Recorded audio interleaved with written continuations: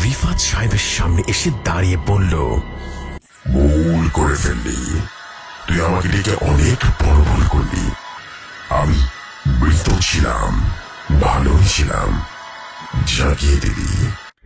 রিফাত সাহেব থর থর করে কাঁপছে, ভয়ে তার শরীরের সমস্ত লোম দাঁড়িয়ে গেল। তিনি লক্ষ্য করলেন ধীরে ধীরে অবয়বটা আরো দানবীয় আকার ধারণ করল, আর খুব দ্রুত এসে রিফাত সাহেবের শরীরে প্রবেশ করে বলে উঠল, দুনিয়া।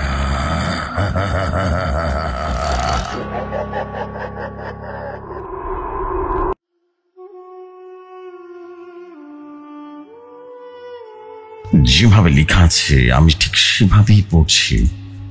আসসালামু আলাইকুম জসু ভাই, আশা করি ভালো আছেন, ভালোর তলেই আছেন। আমি ফিরোজ খান, আবারও এক সপ্তাহ পর ফিরে এলাম মুসাফির জিন বা ইমাম জিনের নতুন এক কাহিনী নিয়ে। আশা নাকি আপনাদের কাছে ঘটনাটি অসম্ভব ভালো লাগবে। আজকের ঘটনাটি আমি পেয়েছিলাম আমার বন্ধুর কাছ থেকে। সরাসরি চলে যাই ঘটনায়। নূরপুর গ্রামের সন্ধ্যা যেন এক অলৌকিক রহস্যে ঢাকা। পুরনো মসজিদের মিনার থেকে মাগরিবের আজান ভেসে আসছে, বাতাসে ভেসে যাচ্ছে এক অদ্ভুত মৃত গন্ধ। দূরের ধান খেতে বাটির সুধা ঘ্রাণ, আর কাছাকাছি কোথাও পোড়া কাঠের ধোঁয়ার হালকা ধোঁয়া। গ্রামের রাস্তাগুলো ধুলো মাখা, আর বাঁশঝাড়ের পেছনে লুকিয়ে থাকা কুয়াশা যেন কোনো অদৃশ্য গল্পের সাক্ষী হয়ে থেকে গেছে। আমি একজন গল্পকার, এই গ্রামের গল্প সংগ্রহ করতে এসেছি। দূরপুর মানুষের মুখে ঘুরে বেড়ায় মুসাফির নামের এক ইমাম জিনের কথা, যিনি এই গ্রামের সহৃদয়ের শ্রদ্ধার ভালোবাসার আসন গেড়েছেন। কিন্তু আজ এই গ্রামে এমন এক ঘটনার সূচনা হলো যা আমার জীবনের পাতায় চিরকালের জন্য খোদাই হয়ে গেল। এই গল্প মুসাফিরের, যিনি আসলে একজন জিন, আর মতি নামে একজন মানুষ যার জীবনে এক ভয়ঙ্কর বিপর্যয় তাকে নূরপুর দোরগোড়ায় টেনে এনেছে। সেদিন ছিল অন্ধকার, সেদিন রাতটা ছিল অন্ধকার, যেন আকাশের তারাগুলি ভয়ে ভয়ে বুক লুকিয়েছিল। কালো মেঘে ঢাকা চাঁদের আলো মাঝে মাঝে ফুটে উঠেছে, আবারও মিলিয়ে যাচ্ছে। দূরপুরের প্রধান রাস্তায় ধুলো উড়িয়ে একজন লোক হাঁটছিল। তার পায়ে ধুলো মাখা জুতো, কাঁধে একটা ছেঁড়া ছোলা, আর পরনে একটা পুরনো কুর্তা, যার কারণে ময়লার দাগ। লোকটার নাম ছিল মতি। দূরের কালীগঞ্জ গ্রাম থেকে সে এসেছে, প্রায় 2 দিনের পথ বাড়িয়ে এসেছে। তার চেহারায় ক্লান্তি আর ভয়ের গভীর ছাপ, চোখের কালি, মুখের দাড়ি খোঁচা, আর হাতের আঙ্গুলগুলো যেন থরথর করে কাঁপছে। তার দৃষ্টি এক অদ্ভুত আতঙ্ক, যেন কোনো দুঃস্বপ্নের মধ্য দিয়ে হেঁটে এসেছে। মতি যখন নূরপুরের পুরনো মসজিদের সামনে এসে দাঁড়ালো, তখন মাগরিবের আজান শেষ হয়ে গেছে। মসজিদের কাঠের দরজা দাঁড়িয়েছিলেন মুসাফির, গ্রামের প্রিয় ইমাম। তার লম্বা সুগঠিত চেহারা, সাদা দাড়িতে হালকা রূপানি ছিলে, আর চোখের এক অদ্ভুত শান্তি।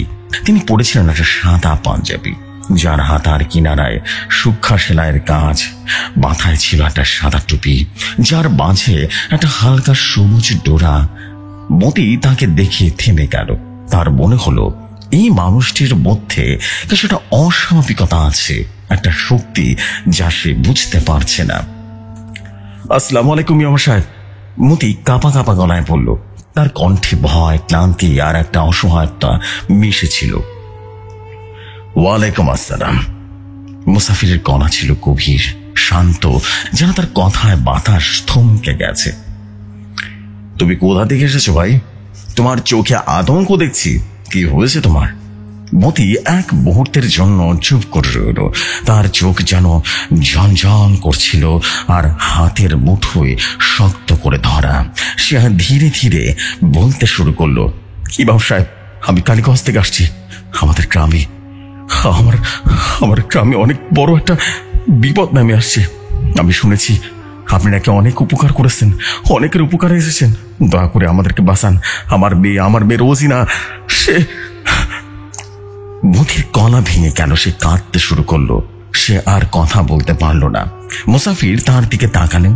তার চোখ তীক্ষ্ণ দৃষ্টি খেলে গেল, যেন তিনি মতির মনের ভেতরটা পড়ে ফেলেছেন। শান্ত হও মতি, বলো কি হয়েছে? আল্লাহর উপর ভরসা রাখো। মতি গলা খাকারি দিয়ে নিজেকে সামনে নিল। ইমাম সাহেব, আমার গ্রামে একটা পিশাচ এসেছে। সে এক এক করে সবাই খাই ফেলতেছে। আমাদের গ্রামে একটা সময় হাজার হাজার মানুষ ছিল, এখন মাত্র 1000-5 মানুষ বাইসে আসে। আমার মেয়ে রোজিনা, সে পিশাচের কবলে পড়ছে। তার শরীর দিন দিন ক্ষয় হয়ে যেতেছে, শরীরে রক্ত ফ্যাকাশ হয়ে যেতেছে, শরীরে পছন্দ ধরছে। দয়া করে আমাদেরকে বাঁচান, আমরা মনে হয় না বাঁচতে পারবো। মতির কথা শুনে মসজিদের চারপাশ এক গভীর নীরবতা নেমে এলো। গ্রামের কিছু মানুষ যারা নামাজ শেষে মসজিদের উঠোনে দাঁড়িয়ে গল্প করছিল, তারাও চুপ করে গেল।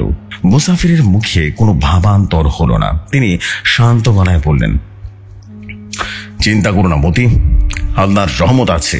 আমি আগামীকাল সকালে তোমার গ্রামে যাব। আজ রাতে এখানেই থাকো, মসজিদের পাশে একটা ঘর আছে, সেখানে বিশ্রাম করো। মতি কৃতজ্ঞতা মাথা নিচু করে ফেলল আর বলল, আল্লাহ আপনার দীর্ঘ হায়াত দিন ইমাম সাহেব, আমি আপনার কাছে চেয়েও কৃতজ্ঞ। মসজিদের উঠোনে দাঁড়ানো মানুষগুলো মতির দিকে তাকাচ্ছিল।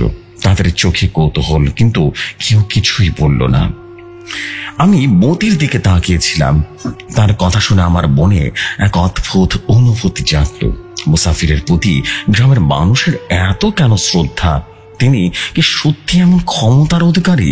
আমি জানতাম না মুসাফির আসলে একজন জিন, কিন্তু তার শান্ত মুখ, গভীর দৃষ্টি আর মানুষের প্রতি তার সহানুভূতি আমাকে বেশ নাড়া দিয়েছিল। রাতে খাওয়ার পর মতি মসজিদের পাশে ছোট্ট একটা ঘরে বসেছিল। ঘরটা ছিল সাধারণ, মাটির মেঝে, কাঠের খাট আর একটা ম্লান হারিকেনের আলো। আমি তার পাশেই বসেছিলাম। মতির চোখে এখনো ভয় আর ক্লান্তির ছাপ।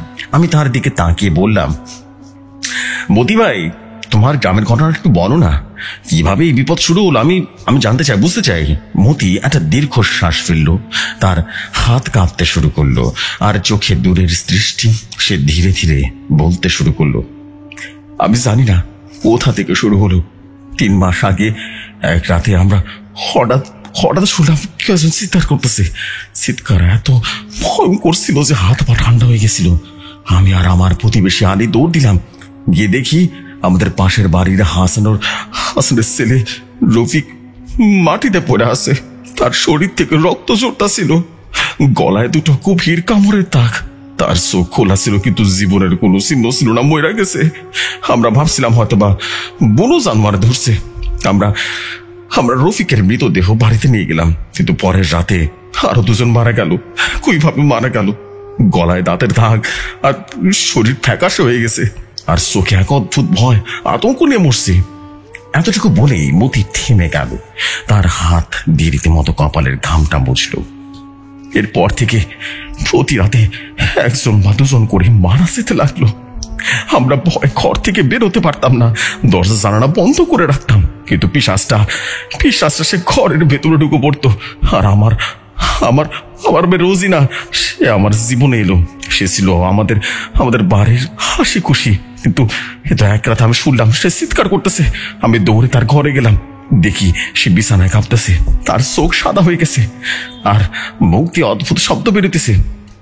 সে কিছু একটা বলতেছিল, কিন্তু তার কণ্ঠ আমার মনে নাই, যেন কেউ তার ভেতর থেকে কথা বলতেছে।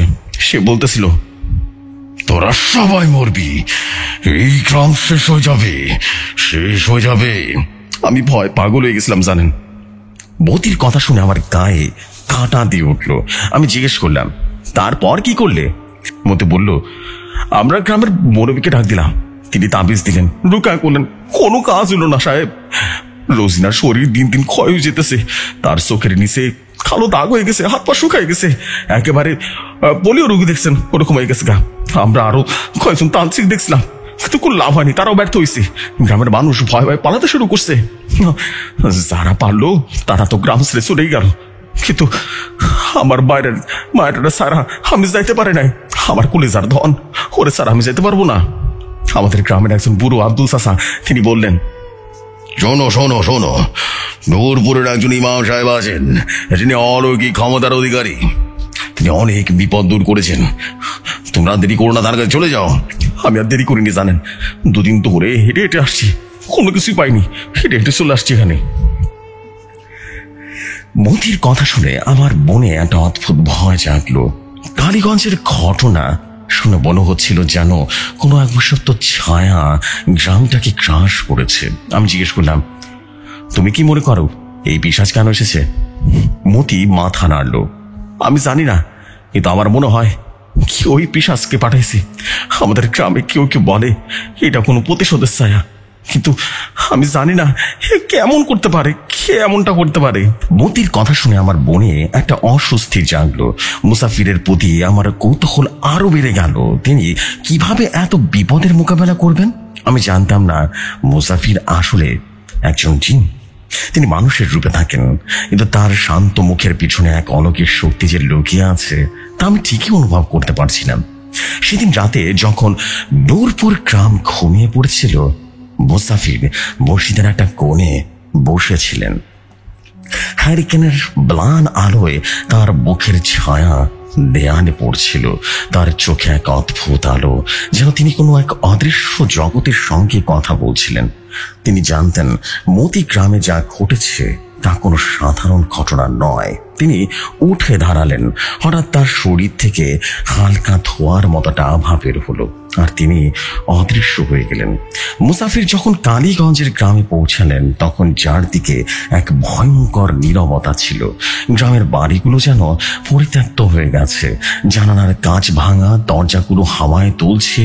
রাস্তায় কেউ নেই, শুধু দূরে কোথাও এক কুকুরের কান্নার মতো শব্দ।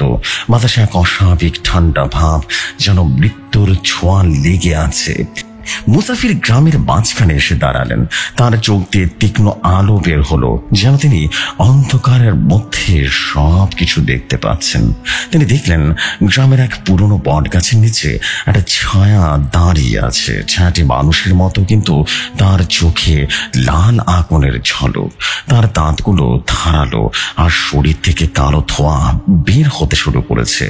মুসাফির বুঝলেন এটাই সেই পিশাচ, কিন্তু পিশাচটা একা নয়, তার পেছনে আর একটা আকৃতি আছে, এবং আকৃতির একজন আছে যার পরনে কালো পোশাক, হাতে একটা পুরনো বই।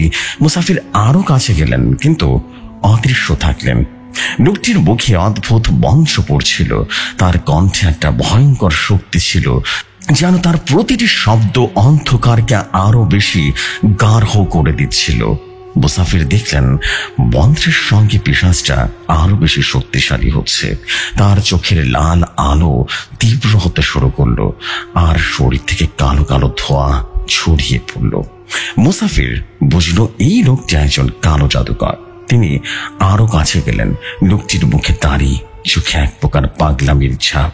তার হাতের বইয়ের পাতাগুলো হলুদ হয়ে গেছে, আর প্রতিটি পাতায় অদ্ভুত সব চিহ্ন আঁকা। মুসাফিরের মনে একটা পরিকল্পনা তৈরি হলো। তিনি জানতেন এই পিশাচকে পরাস্ত করতে হলে কালো জাদুকরকে ধরতেই হবে। তিনি আর দেরি করলেন না। তিনি ফিরে এলেন নূরপুরে। তার মনে এক দৃঢ় সংকল্প। তিনি ভাবলেন এই কালো জাদুকর যেই হোক, তার পিশাচকে আমি বন্দি করব, কারণ কান টানলে মাথা আসে, এটাই স্বাভাবিক। আর তাহলেই রোজিনাকে বাঁচাতে হবে, বা বাঁচাতে পারবো। পরের দিন ভোরে নূরপুরের মসজিদে ফজরের নামাজ সময় হলো, এবং মুসাফির ইমাম নামাজ আদায় করলেন, এবং তার কণ্ঠে এক অদ্ভুত শান্তি ছিল, যেন তিনি পৃথিবীর সব দুঃখ দূর করে দিতে পারেন। নামাজ শেষে তিনি গ্রামের মানুষের সঙ্গে কথা বললেন। তিনি বললেন, আজ আমি কালীগঞ্জ গ্রামে যাচ্ছি। মতির সাথে মতির গ্রামে একটা বিপদ এসেছে, তাদের গ্রামে। তোমরা আমার জন্য দোয়া করো, আমি যেন ফিরে আসতে পারি। গ্রামের মানুষ মুসাফিরের দিকে শ্রদ্ধার দৃষ্টিতে তাকালো। তাদের মধ্যে একজন বৃদ্ধ হাজী সাহেব বললেন, ইমাম সাহেব, আপনি যেখানে যান সেখানে আল্লাহর রহমত নেমে আসে। আমরা আপনার জন্য দোয়া করবো অবশ্যই। মতি মুসাফিরের পাশেই দাঁড়িয়েছিল। তার চোখে আশার আলো, কিন্তু ভয় এখনো পুরোপুরি কাটেনি। মুসাফির আর মতি কালীগঞ্জের উদ্দেশ্যে রওনা দিলেন। পথে মতি বলল, ইমাম সাহেব, আমাদের গ্রামের মানুষ আপনারা দেখে আশা পাইব, আমার মায়াটা তার বাসান, আমার মায়াটার কেউ নাই, আমি স্যার আর কেউ নাই। মুসাফির শান্ত গলায় বলল, আল্লাহর উপর ভরসা রাখো মতি, আমি যা পারি তাই করবো। কালীগঞ্জে পৌঁছানোর পর মতি মুসাফিরকে তার বাড়িতে নিয়ে গেল। গ্রামের মানুষ তাদের দেখে ভিড় করতে শুরু করলো। তাদের চোখে ভয়, কিন্তু মুসাফিরকে দেখে একটা আশার আলো জ্বলে উঠল। মতি তার পরিবারের সঙ্গে মুসাফিরের পরিচয় করিয়ে দিল। তার স্ত্রী ফাতেমা, ছেলে রহিম আর মেয়ে রোজিনা। ফাতেমার চোখ জল আর রহিমের মুখে একটা নীরব আতঙ্ক। রোজিনা ঘরের একটা কোণে শুয়েছিল। তার শরীরে ক্ষয় হয়ে গেছে, চোখ সাদা আর মুখ দিয়ে অদ্ভুত শব্দ বের হচ্ছিল। তার হাত পা শুকিয়ে কাঠের মতো হয়ে গেছে আর চুল এলোমেলো। মুসাফির রোজিনার কাছে গেলেন। তিনি তার মাথায় হাত রাখলেন। রোজিনার শরীর কেঁপে উঠল আর তার মুখ থেকে এক ভয়ঙ্কর চিৎকার বের হলো, তুই কে? আমাকে ছাড়, ছাড়। মুসাফির শান্ত গলায় বললেন, মতি, আমার জন্য একটা ঘরের ব্যবস্থা করো, আজ রাতে আমি রুকায়া করব। মতি তাড়াতাড়ি করে একটা ছোট্ট ঘর প্রস্তুত করলো। ঘরটা একটা মাটির মেঝে, একটা পুরনো খাট আর একটা হারিকেন। মুসাফির বললেন, আজ রাতে কেউ এই ঘরের কাছে আসবে না, আমি একা থাকবো। রাত গভীর হলো। কালীগঞ্জ গ্রামে এক ভয়ঙ্কর নীরবতা ছুটে এলো। দূরে কোথাও শিয়াল ডাকছে আর বাতাসে এক অদ্ভুত অস্বাভাবিক ঠান্ডা ভাব। মুসাফির ঘরের মাঝখানে বসলেন। তার হাতে একটা পুরনো কোরআন আর চোখে এক অদ্ভুত দৃঢ়তা। তিনি রুকা করা শুরু করলেন। তার কণ্ঠে কোরআনের আয়াত ভেসে আসলো, যেন অন্ধকারে ছিন্ন করে দেবে। হঠাৎ করে ঘরের ভেতর থেকে ঠান্ডা হাওয়া বইতে লাগলো, জানালায় কাঠার ফ্রেম কাঁপতে লাগলো আর হ্যারিকেনের আলো ম্লান হয়ে গেল। রোজিনাকে ঘরে নিয়ে আসা হলো। তার শরীরটা কাঁপছে, চোখ সাদা আর মুখ দিয়ে অদ্ভুত সব শব্দ বের হচ্ছে। মুসাফির তার দিকে তাকালেন। তিনি আয়াত পড়তে লাগলেন। রোজিনার শরীর আরো কাঁপতে শুরু করলো। হঠাৎ তার মুখ থেকে একটা অমানসিক কণ্ঠ বের হলো, তুই কে? আমাকে বন্দি করতে পারবি না তুই। পিশাচি চিৎকার করে উঠল। মুসাফির শান্ত গলায় বললেন, তুই কে? সত্যি করে বল, কোথা থেকে এসেছিস? বল, না হলে কিন্তু তোকে আমি ধ্বংস করে দেবো বললাম। পিশাচ হাসলো আর বলল,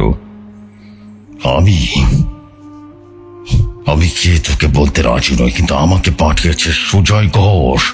তিনি এই গ্রামেরই ছেলে ছিলেন। এই গ্রামের মানুষ তাকে পাগল বলে অপবাদ দিয়েছিল, চোরের অপবাদ দিয়ে গ্রাম থেকে তাড়িয়ে দিয়েছিল। আর সে কামরূপ কামাখ্যায় গিয়েছিল তান্ত্রিক শক্তি অর্জন করে আমাকে পেয়েছে। আমাকে ভোগ দেওয়া হয়েছে এই গ্রামের প্রতি। আমার প্রতিশোধ এখনো শেষ হয়নি। মুসাফিরের চোখে আগুন জ্বলে উঠল। তিনি বুঝলেন এই পিশাচের পিছনে সুজয় ঘোষ বোল কারিগর। তিনি রুকা চালিয়ে গেলেন। পিশাচ চিৎকার করতে লাগলো, কিন্তু মুসাফিরের শক্তির কাছে সে দুর্বল হয়ে পড়ল। একটা সময় মুসাফির একটা কাঁচের বোতল বের করলেন। তিনি কিছু আয়াত পড়লেন এবং পিশাচটা রোজিনার শরীর থেকে বেরিয়ে বোতলের ভেতরে বন্দী হয়ে গেল। পিশাচের কণ্ঠে সুজয় ঘোষের গল্প শুনে রীতিমতো আমার মনে এক অদ্ভুত অনুভূতি জাগলো। আমি যেন জীবনের ছবি দেখতে পাচ্ছিলাম। সুজয় ঘোষ ছিল কালীগঞ্জের একজন সাধারণ মানুষ। তার বাবা ছিলেন গ্রামের একজন কৃষক, কিন্তু সুজয় ঘোষের মন ছিল অস্থির। সে সবসময় অদ্ভুত স্বপ্ন দেখত, অন্ধকার জঙ্গল, লাল চোখের ছায়া আর অদৃশ্য কণ্ঠ। গ্রামের মানুষ তাকে পাগল বলা শুরু করলো, আর অদ্ভুত আচরণের জন্য তাকে কেউ পছন্দ করতো না। একদিন গ্রামের এক দোকানে চুরির ঘটনা ঘটলো। কেউ না জানলেও সুজয়ের উপরে সে দোষ চাপানো হলো। গ্রামের মানুষ তাকে মারধর করলো এবং গ্রাম থেকে জুতার মালা পরিয়ে তাড়িয়ে দেওয়া হলো। সুজয়ের মনে একটা গভীর ক্ষোভ যেন জন্ম নিল। সে কামরূপ কামাখ্যায় চলে গেল। সেখানে সে একজন তান্ত্রিকের কাছে শিষ্যত্ব নিল। বছরের পর বছর সে কালো জাদু শিখলো। তার মনে ক্ষোভ থাকে আরো বেশি শক্তিশালী করলো। একদিন এক পিশাচকে আয়ত্ত করলো। সে পিশাচকে পাঠালো কালীগঞ্জে তার প্রতিশোধ নিতে। সে বলল, আমি তাদের শাস্তি দিতে চেয়েছিলাম, তারা আমাকে অপমান করেছিল, আমি তাদের জীবন ধ্বংস করে দেব। মুসাফির পিশাচকে বন্দি করেছিলেন ঠিকই, কিন্তু তিনি জানতেন ঘটনা এখানে শেষ নয়। সুজয় ঘোষ এখনো গ্রামে লুকিয়ে আছেন, তাকে খুঁজে বার করতেই হবে। মুসাফির মতিকে বললেন, আমি আজ রাতে সুজয় ঘোষকে খুঁজে বের করবই, তুমি কাউকে কিছু বলো না। মতি কৃতজ্ঞতায় মাথা নিচু করলেন। ইমাম সাহেব, আপনি আমার মায়েরা বাঁচাইছেন, আমি আপনার জন্য সব করতে রাজি আছি, অনেক কৃতজ্ঞ আপনার প্রতি। মুসাফির শান্তভাবে হাসলেন। তিনি বললেন, এখনো কাজ শেষ হয়নি মতি, আমার উপর ভরসা রাখো। কাঁচের বোতলটি তার হাতে রেখে ভেতরে কালো ধোঁয়ার মতো সে ছায়া খুঁড়ছে, যেন পালাতে চাইছে। সে পিশাচটা। মতির বাড়ির ছোট্ট ঘরটায় হারিকেনে ম্লান আলো জ্বলছিল।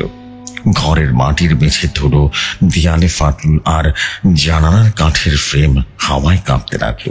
মতি ফাতেমা আর রহমানের ঘরের একটা কোণে দাঁড়িয়ে আছে। তাদের চোখে কৃতজ্ঞতা, কিন্তু ভয় এখনো পুরোপুরি কাটেনি। মুসাফির বোতলটার দিকে তাকিয়ে বললেন, মতি, ঘটনা কিন্তু শেষ হয়নি।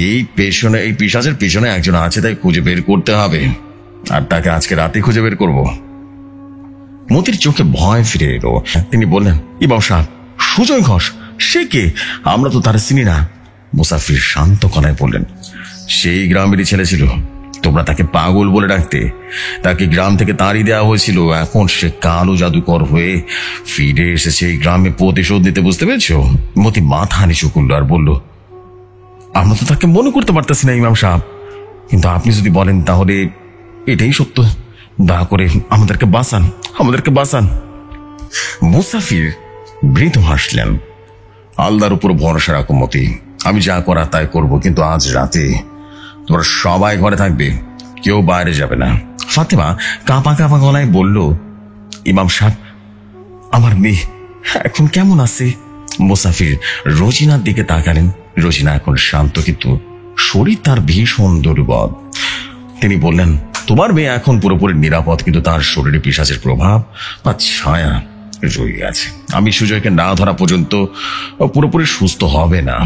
মতি আর ফাতেমা মাথা নাড়ল। রহিম চুপচাপ দাঁড়িয়েছিল, তার চোখে এক অদ্ভুত দৃঢ়তা। ইমাম সাহেব, আমি আপনার সঙ্গে যাবো, আমি আমার বোনের জন্য কিছু একটা করতে চাই।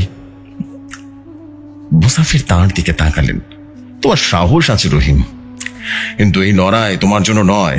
তুমি তোমার পরিবারের পাশে থাকো, আমি একাই যথেষ্ট ওর সাথে লড়বার জন্য। রহিম আর কিছুই বলল না। মুসাফির ঘর থেকে বেরিয়ে গেলেন, তার হাতে বোতলটা আর চোখে একটা অদ্ভুত দৃঢ়তা। আমি তার পেছনে পেছনে গেলাম, যদিও তিনি আমাকে দেখতে পাননি। আমার মনে একটা অস্বস্তি ছিল, কিন্তু কৌতূহল আমাকে টেনে নিয়ে যাচ্ছিল সেই ইমাম জিনের পেছনে। মুসাফির গ্রামের মাঝখানে এসে দাঁড়ালেন। রাতের অন্ধকারে গ্রামটা কেমন যেন পরিত্যক্ত হয়ে গেছে। পুরনো বট গাছ এখনো দাঁড়িয়ে আছে, আর তার শাখাগুলো যেন অন্ধকারের সঙ্গে মিশে গেছে। মুসাফির চোখ বন্ধ করলেন। তার শরীর থেকে একটা হালকা আভা বের হলো। তিনি অন্ধকারের মধ্যে সবকিছুই যেন দেখতে পাচ্ছেন। আমি দেখলাম তার চোখ খুলতে একটা তীক্ষ্ণ আলোক রশ্মি বের হলো তার চোখ থেকে। তিনি বট গাছের দিকে এগিয়ে গেলেন। হঠাৎ বাতাসে অদ্ভুত এক শব্দ এলো, যেন কেউ হাসছে, কিন্তু হাসিটা মানুষের নয়। মুসাফির থামলেন, আর চোখে কোনো ভয় নেই, শুধু একটা গভীর দৃষ্টি। তিনি বললেন, সুজয় ঘোষ, বেরিয়ে আয়, আল্লাহর নামে বেরিয়ে আয়, আমি জানি তুই এখানে আছিস। বট গাছের পেছন থেকে একটা ছায়া বেরিয়ে এলো। লোকটার পরনে কালো পোশাক, হাতে সেই পুরনো বই, তার চোখে এক পাগলামির ছাপ, আর মুখে একটা বাঁকা হাসি। সে বলল, কে রে তুই? সুজয়ের গলার কর্কশ যেন বহু বছর ধরে সে কথা বলনি। তুই আমার কাছে বাধা দিতে এসেছিস? ইমাম। মুসাফির শান্ত গলায় বললেন, আমি মুসাফির, আমি এসেছি তোর অত্যাচারকে বন্ধ করতে। তুই গ্রামের মানুষের উপরে অত্যাচার করেছিস, তা তোকে বন্ধ করতে হবে আজ। সুজয় হাসলো, তার হাসিতে এক ভয়ঙ্কর শীতলতা। মুসাফির, আমি জানি তুই মানুষ নয়, তুই কোনো মানুষ নয়, তুই ইমাম রূপী জিন, তাই না? আমি তোর চোখের আগুন দেখতে পাচ্ছি, আমি তোর চোখের ভেতরে সব দেখতে পাচ্ছি। তারা জিন, তুই জিন হয়ে মানুষের ক্ষমতার সাথে কিছুই পারবি না রে, বুঝলি? তুই আমাকে আটকাতে পারবি না, আমার শক্তি তোর চেয়ে অনেক বেশি। মুসাফিরের মুখের কোনো ভাবান্তর হলো না, কেমন যেন একটু চিন্তা ভাবনায় পড়ে গেলেন। কেননা তিনি জিন সত্তা, এটা কেউ ধরতে পারে না, কিন্তু এই তান্ত্রিক ধরে ফেলেছে। তিনি বোতলটা উঁচু করে ধরলেন আর বললেন, শোন, তোর এই পিশাচ এখানে বন্দি আছে, তুই আর কতদিন লড়বি বল? হ্যাঁ। সুজয়ের চোখে একটা ক্রোধ জ্বলে উঠল। তুই আমার পিশাচকে বন্দি করেছিস? হ্যাঁ, দেখ, আমার শক্তি আছে, আমি তোকে বন্দি করব। সে তার বইটা খুললো আর তার মুখে অদ্ভুত বংশ পড়তে লাগলো। বাতাসে ভয়ঙ্কর শক্তি জমে উঠল। হঠাৎ বট গাছের চারপাশে কালো ধোঁয়া জমতে শুরু করলো। ধোঁয়ার মধ্যে আর দুটো ছায়া বেরিয়ে এলো, দুটো পিশাচ, আর তাদের চোখে লাল আলো আর দাঁতগুলো ধারালো। মুসাফির পিছিয়ে গেলেন না। তিনি কোরআনের আয়াত পড়তে শুরু করলেন। তার কণ্ঠে এমন এক শক্তি ছিল যেটা অন্ধকারকে ছিন্ন হয়ে যাচ্ছে। পিশাচ দুটো চিৎকার করে তার দিকে ঝাঁপিয়ে পড়ল। তাদের লোক ধারালো আর শরীর থেকে কালো ধোঁয়া বের হচ্ছে। মুসাফির এক হাত দিয়ে বোতলটা ধরে রাখলেন আর অন্য হাত দিয়ে এক অদৃশ্য শক্তি ছুঁড়লেন। পিশাচ দুটো পিছিয়ে গেল, কিন্তু তারা কেন যেন থামলো না। সুজন বংশ পড়তেই থাকলো। তার চোখে একটা পাগলামির ঝলক। তুই হারবি রে জিন, তুই হারবি, তোকে হারতে হবে। এই গ্রাম আমার, আমি এদের সবাইকে শেষ করে দেব। মুসাফিরের চোখে আগুন জ্বলে উঠল। তিনি বললেন, তোর শক্তি অন্ধকার থেকে আসায় সুজয়, আর আমার শক্তি আল্লাহর আলো থেকে আসে। তুই হারবি, হারতে তো তোকে হবেই। তীব্র লড়াই শুরু হয়ে গেল। পিশাচ দুটো মুসাফিরের চারপাশে ঘুরতে লাগলো। তাদের চিৎকারে গ্রামের নীরবতা ভেঙে গেল। বট গাছের শাখাগুলো কাঁপতে লাগলো। বাতাসে এক ভয়ঙ্কর শক্তি। মুসাফির এক হাত দিয়ে এক পিশাচকে ধরে ফেললেন। তার হাত থেকে একটা সাদা আলো বেরিয়ে এলো আর পিশাচটা ধোঁয়ার সাথে মিলিয়ে গেল। দ্বিতীয় পিশাচটা আরো বেশি তীব্র হলো, আক্রমণ করলো, কিন্তু মুসাফিরের শক্তির কাছে সেও দুর্বল হয়ে গেল। সুজয় চিৎকার করলো আর বলে উঠল, না না না, আমার শক্তি তুই নষ্ট করতে পারবি না, পারবি না। সে তার বইটা ছুঁড়ে ফেললো আর তার শরীর থেকে কালো শক্তি বেরিয়ে এলো। তার চোখ লাল হয়ে গেল আর হাত থেকে একটা আগুনের মতো কিছু একটা শক্তি মুসাফিরের দিকে ছুটল। মুসাফির পিছিয়ে গেলেন। তার শরীরে আঘাত লাগলো। তিনি দাঁড়িয়ে রইলেন। তিনি রীতিমতো আয়াত পড়তে থাকলেন। তার কণ্ঠে এমন এক শক্তি যেন অন্ধকারে পালিয়ে বেড়াচ্ছে। হঠাৎ তার চোখ থেকে একটা তীব্র আলো বের হলো। আলোটা সুজয়ের দিকে গেল আর সুজয় চিৎকার করে মাটিতে পড়ে গেল। সুজয় মাটিতে পড়ে কাঁপছিল। তার চোখে ভয় আর মুখে এক অসহায়তা। সে বলছিল, আমাকে ক্ষমা করো জিন, আমি ভুল করেছি, আমি শুধু প্রতিশোধ চেয়েছিলাম। মুসাফির তার দিকে তাকালেন। তার চোখে কোনো দয়া ছিল না। সে বলল, তুই নিরপরাধ মানুষের জীবন নষ্ট করেছিস সুজয়। আজ শত শত মানুষের তোর কারণে মৃত্যুবরণ করেছে, তোর কোনো ক্ষমা হবে না। মুসাফির তার হাত উঁচু করলেন আর চোখ দিয়ে আগুনের শিখা বের হলো। শিখাটা রীতিমতো সুজয়ের শরীর ভেদ করে চলে গেল এবং সুজয়কে সে আলোটা গ্রাস করলো। সুজয় ঘোষ মুহূর্তে চিৎকার করে উঠল, কিন্তু কয়েক মুহূর্তের মধ্যে তার শরীরটা একদম যেন ছাই হয়ে গেল, একদম ছায়া পরিণত হলো। তার কোনো কঙ্কালের সে দেহাবশেষ পাওয়া গেল না। বট গাছের নিচে শুধুমাত্র ছায়ের স্তূপ পড়েছিল। মুসাফির বোতলটা মাটিতে রাখলেন। তিনি কিছু দোয়া আর আয়াত পড়লেন আর বোতলের ভেতরের পিশাচটা ধোঁয়ার সাথে বেরিয়ে গেল। গ্রামের অন্ধকার যেন ধীরে ধীরে হালকা হয়ে গেল। বাতাসে ঠান্ডা ভাব নেই। দূরে শিয়ালের চিৎকার থেমে গেছে। মুসাফির মতির বাড়িতে ফিরে এলেন। মতি, ফাতেমা আর রহিম তাকে দেখে দৌড়ে এলো।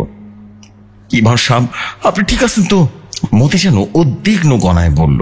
মুসাফির হাসলেন আর বললেন, আমি ঠিক আছি মতি, তোমার গ্রাম এখন একদম নিরাপদ। সুজয় ঘোষ আর এখানে নেই, তার পিশাচ ধ্বংস হয়ে গেছে। ফাতেমা রোজিনার কাছে গেল। রোজিনার চোখে এখন জীবন ফিরে এসেছে। সে ধীরে ধীরে উঠে বসলো। আম্মু, আমি ঠিক আছি, সে কাঁপা কাঁপা গলায় বলল। মতি মুসাফিরের পায়ে পড়ে গেল। ইমাম সাহেব, আপনি আমাদের জীবন বাঁচিয়েছেন, আমরা আপনার কাছে চিরকৃতজ্ঞ। মুসাফির তাকে তুলে দাঁড় করালেন। শোনো, এটা আমার কর্তব্য মতি, আল্লাহর রহমত তোমাদের উপরে আছে, ঠিক আছে? আল্লাহর হুকুমে এত কিছু হয়েছে, আল্লাহকে অবশ্যই ধন্যবাদ জানাও। গ্রামের সকলেই জানতে পারলো তাদের বিপদ কেটে গেছে। তারা মুসাফিরকে ঘিরে ধরলো, কেউ কেউ তো তাকে হাদিয়া দিল, কেউ ফল, আবার কেউ কাপড় দিল। মুসাফির সব কিছু নিয়ে হাসি দিলেন আর বললেন, তোমরা আমার জন্য দোয়া করো, এটাই যথেষ্ট। মুসাফির নূরপুরে ফিরে এলেন। গ্রামে তাকে দেখে মানুষ রীতিমতো উচ্ছ্বাসিত হয়ে গেল। তারা জানতো মুসাফির যখন কোথাও যান তখন বিজয় ঠিকই ফিরিয়ে নিয়ে আসেন। আমি তার পাশে গিয়ে দাঁড়ালাম। আমার মনে এক অদ্ভুত শান্তি ছিল। আমি জানতাম মুসাফির একজন মানুষ রূপী যিনি, কিন্তু তার কাজ, তার শক্তি, তার মানবিকতা আমাকে মুগ্ধ করেছিল। মুসাফির মসজিদে গিয়ে বসলেন, তার চোখে এক অদ্ভুত গভীর শান্তি। আমি তার কাছে গিয়ে বললাম, ইমাম সাহেব, আপনি যা করেছেন তা আমি কখনো ভুলবো না, আর কাউকেও আমি বলবো না আপনি আসলে কে। মুসাফির হাসলেন আর বললেন, শোনো, এটা আমার দায়িত্ব, আর তুমি এ নিয়ে একটা গল্প লিখে রাখো। আর আমার ব্যাপারে কাউকে কিছু না বললেও চলবে, আবার বললেও চলবে, কারণ অনেক মানুষই জানে আমি জিন, আমি মানুষ নই, কিন্তু আমি মানুষকে উপকার করতে ভালোবাসি, আমি মানুষের মতো করে থাকি। ভালো থাকবে, হ্যাঁ? আল্লাহর উপর ভরসা রেখো, আর আমার জন্য দোয়া করবে। তো প্রিয় জেফরি ভাই, এটাই ছিল আজকের মুসাফির জিন বা ইমাম জিনের ঘটনা। আশা রাখি আপনাদের কাছে অনেক বেশি ভালো লেগেছে, আর আপনাদের কাছে ভালো লাগবে মূলত কষ্টটা সার্থক হয়ে যাবে। আমি চাই এরকম দারুণ দারুণ আরো অনেক স্টোরি আপনাকে উপহার দিতে। আজকের মতো এখানে বিদায় জানাচ্ছি আমি ফিরোজ খান। আসসালামু আলাইকুম। আবারও দেখা হবে নতুন কোনো ঘটনায়। ততদিন পর্যন্ত সবাই ভালো থাকুন, সুস্থ থাকুন, আর মোস্ট ইম্পর্টেন্টলি ভৌতিক দুনিয়ার সাথে থাকুন। প্রিয় বন্ধুরা, আপনারা অনেক বেশি শেয়ার করে দেবেন ভৌতিক দুনিয়ার ঘটনাগুলো অবশ্যই, তাহলে দারুণ রকম ভাবে আরো নতুন নতুন ঘটনা আমি শোনাতে বা লিখতে আনন্দ পাবো বা ইন্সপিরেশন পাবো। আসসালামু আলাইকুম, ভালো থাকবেন ভাইয়া।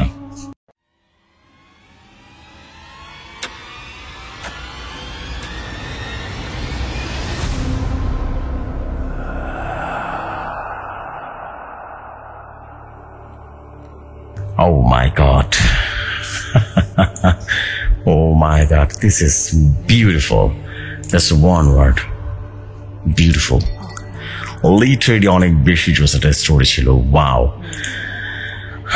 And after all, আমরা কিন্তু পেয়ে গেলাম আমাদের আরেকটা স্টোরি, ইমাম জিনের আরেকটা অসাধারণ ঘটনা কিন্তু আমরা আজকে পেয়ে গেলাম। অ্যান্ড বলতেই হবে যাক চমকপূর্ণ একটা ঘটনা ছিল, অ্যান্ড অসাধারণ ঘটনার বহিঃপ্রকাশ ছিল। আর কেন হবে না, আমাদের ভাই, আমাদের প্রিয় ভাই যখন ঘটনা লেখেন তখন সেই ঘটনা একটু বেশি সুন্দর হয়ে যায়। এটা কিন্তু আমরা মোটামুটি সবাই জানি, ইজন্ট ইট? সো সেই সেন্সে বলবো যে সত্যি অসাধারণ এক ঘটনা ছিল। আপনাকে কি বলে ধন্যবাদ জানাবো, আমার ভাষা নেই সেটা, শুধু এতটুকু বলবো it is amazing story telling ছিল। অ্যান্ড সত্যি মন জয় করে ফেলেন ভাই। আমি শুধু চাই যে প্রতি সপ্তাহে একটা হলেও ইমাম জিনের ঘটনা পাঠান, আর আপনার ইসমাইল জিন বন্ধ করবেন না ভাই, রিকোয়েস্ট থাকলো। ইসমাইল জিন, ওফ মাই গড, এটা বেশি সুন্দর স্টোরিটা। সো এনিওয়েজ, আমি এখন যেটা করবো সেটা হচ্ছে আজকের কোনো ঘটনা নাই, আজকের এপিসোডটা একটু ছোট, বাট হ্যাঁ, ডোন্ট ওয়ারি, আমাদের কিন্তু আজকে যদি সত্যি কথা বলি আজকে কিন্তু গ্রাম বাংলার সেগমেন্টটা কিন্তু আবারও চালু করেছি। গ্রাম বাংলার নতুন একটা ঘটনা কিন্তু আজকে শেয়ার করেছি, কৌশিক ব্যানার্জির ঘটনা আজকে কিন্তু আমরা গ্রাম বাংলায় শেয়ার করেছি। অ্যান্ড এরপর থেকে আমি চেষ্টা করবো কৌশিক ব্যানার্জির আরও কিছু ঘটনা আপনাদেরকে শোনাতে, বিকজ কৌশিক ব্যানার্জির ঘটনা অনেক বেশি সুন্দর হয়। অ্যান্ড আই বিলিভ যে আপনাদের কাছে অসম্ভব ভালো লাগবে। সো এনিওয়েজ, আমি আর দেরি করবো না, আমি এখন চলে যাচ্ছি আমরা আজকের এপিসোড থেকে। ইনশাল্লাহ আগামীকালের এপিসোডে দেখা হবে। ততক্ষণ সব ভালো থাকুন, সুস্থ থাকুন, অ্যান্ড ভৌতিক দুনিয়ার সাথে থাকুন। আসসালামু আলাইকুম, শুভরাত্রি সবাইকে।